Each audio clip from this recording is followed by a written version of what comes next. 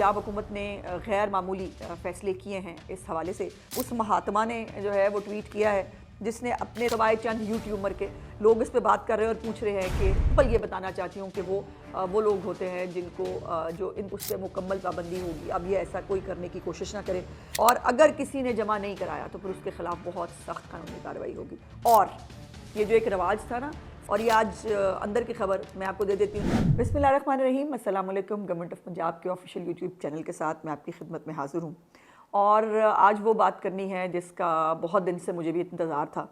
और बहुत सारे जो लोग हैं जो बिल्कुल इर्रेलेवेंट है, जिनका कोई लेना देना नहीं, जिनका सिर्फ काम होता ना आग सेकनी है किसी मामलात के ऊपर, ख़ास तौर पर वो मामलात जो अमन व अमान से रिलेटेड हों। सो उसके ऊपर उनको बड़ी तकलीफ़ थी कि मैं बात क्यों नहीं कर रही। देखिए, अगर मुझे ज़ाती कैपेसिटी में बात करनी होती तो मैं बड़ी आसानी से ज़ाती कैपेसिटी में बात कर सकती हूँ और डरती बरती अल्लाह पाक के अलावा मैं किसी की ज़ात से नहीं हूँ। लेकिन अब चूँकि मैं एक मनसब पे मौजूद हूँ और उस मनसब पे मैं तब तक बात नहीं कर सकती जब तक चीफ़ मिनिस्टर या जो गवर्नमेंट है वो अपना फ़ैसला ना कर ले।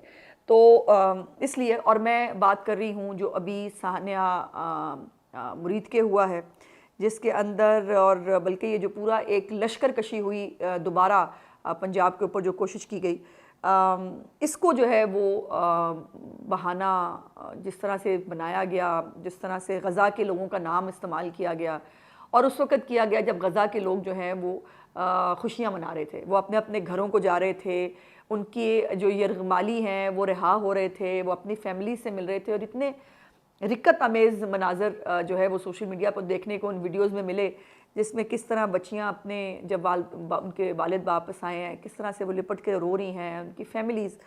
उस वक़्त जो है वो एक इंतशार पैदा करने की कोशिश की गई पंजाब के अंदर और फिर से एक इंतहा पसंद जमात उसको कहना नहीं चाहिए क्योंकि उनकी जमात वाली तो कोई बात है नहीं। वो सिर्फ़ और सिर्फ जो है वो जब भी निकलते हैं वो लॉ एंड ऑर्डर को जो है वो ख़राब करने के लिए निकलते हैं, इंतशार जो है वो पैदा करने के लिए निकलते हैं।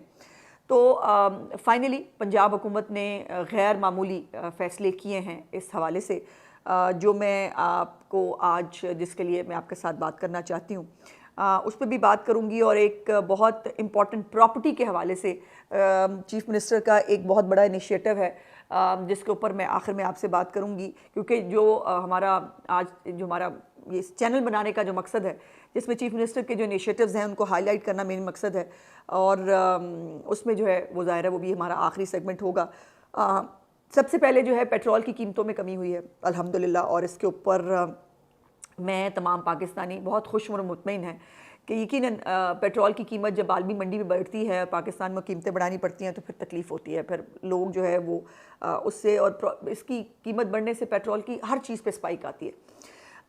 सो उसके ऊपर अल्हम्दुलिल्लाह पेट्रोल की कीमत में अच्छा खासी कमी हुई है, 5 रुपये सम पैसे की कमी इसके ऊपर हुई है।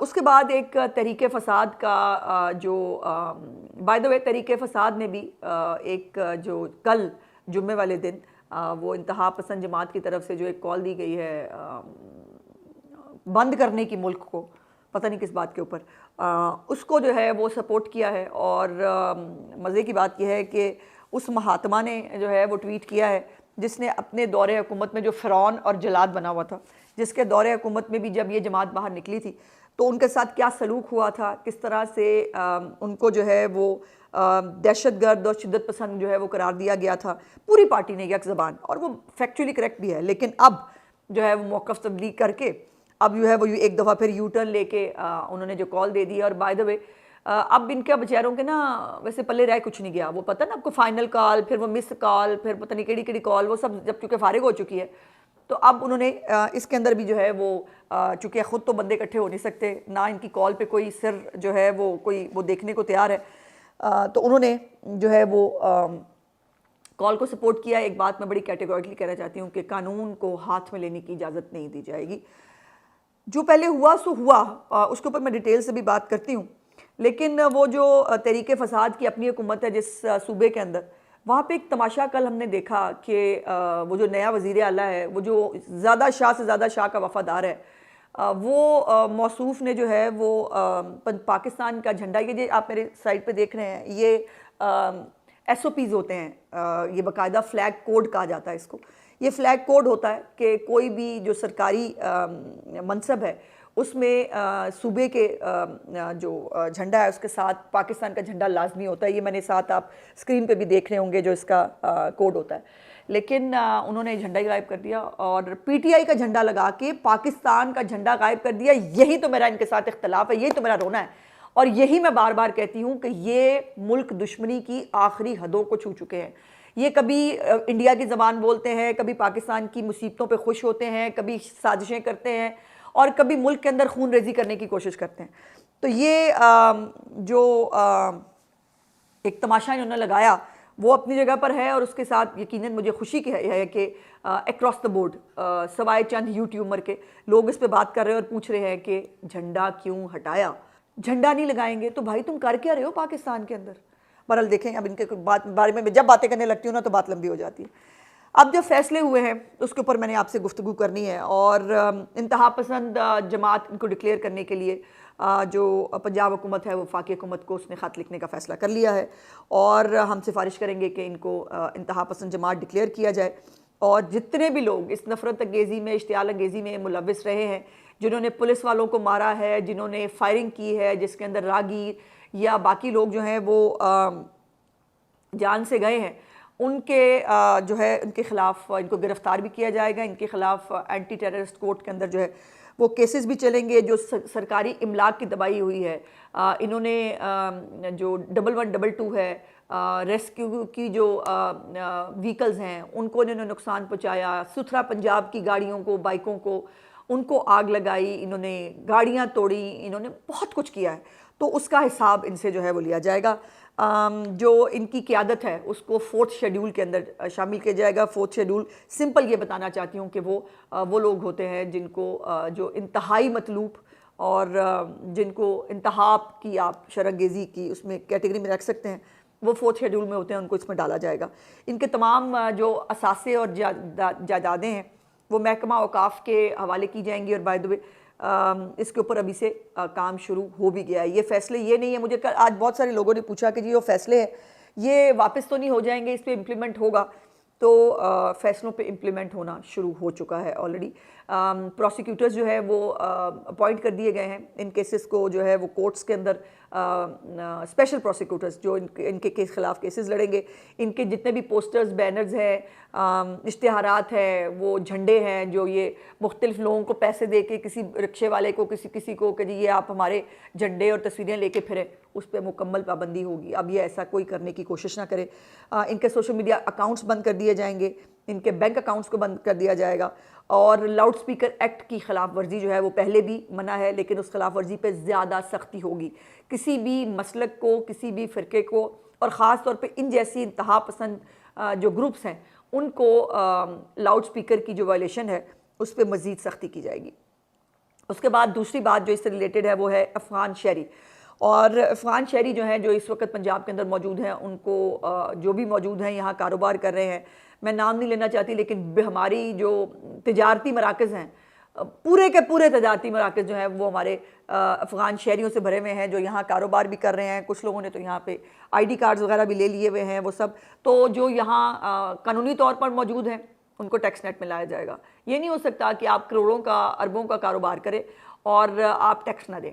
तो अगर आप पाकिस्तानी शहरी बन ही गए हैं तो आपको टैक्स देना पड़ेगा। जो रियल टाइम डेटा है इनका वो इकट्ठा किया जा रहा है गैर कानूनी अफ़गान बाशिंदों का।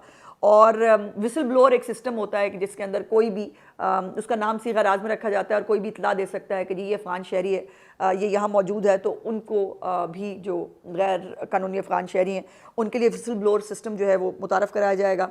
इनके जो कारोबार हैं या गैर कानूनी जो रहायशी हैं यहाँ पर, उनके ख़िलाफ़ कॉम्बिंग ऑपरेशंस जो है वो शुरू कर दिए जाएंगे।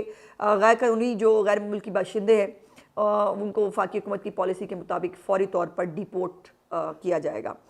जो गैर कानूनी असलहा पंजाब के अंदर मौजूद है उसके ऊपर दो तरह की जो है वो फ़ैसले हुए हैं। एक तो जो गैर कानूनी असलहा है फ़ौरी तौर पर अल्टीमेटम उनको दिया जाएगा कुछ दिनों का, जो गालिबन 1 माह हो सकता है, कि वो अपना गैर कानूनी असलहा खुद वॉलंटरीली जमा करा दें। अगर वो जमा करा देंगे तो ज़ाहिर कार्रवाई नहीं होगी, और अगर किसी ने जमा नहीं कराया तो फिर उसके ख़िलाफ़ बहुत सख्त कानूनी कार्रवाई होगी। और ये जो एक रवाज था ना, सियासी लोग हों या नवाजने का एक तरीका होता था कि जी आप असला लाइसेंस बांटते थे। पंजाब में अब कोई असला लाइसेंस जारी नहीं होगा। इसके ऊपर बिल्कुल जो है वो बड़ा क्लियर है पंजाब हुकूमत।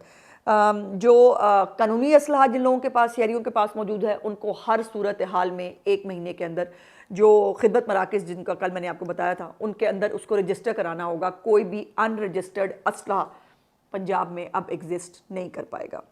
जो असला फ़रोश हैं, जो डीलर्स हैं, उनके तमाम स्टॉक्स को चेक किया जाएगा और पंजाब हुकूमत जो है वो वफाकी हुकूमत से ये सिफारिश भी करेगी कि जो ये फैक्ट्रीज़ ये असला बनाती हैं या जो डीलर्स हैं या डीपूज़ हैं, उनको भी रेगुलराइज़ किया जाए, क्योंकि वहाँ से क्या असला बन रहा है किसी को कोई पता नहीं है। वो असला फिर स्मगल होता है या कानूनी तौर पर आता है। ये एक अजीब किस्म का विशेष सर्कल है जो चलता रहता है।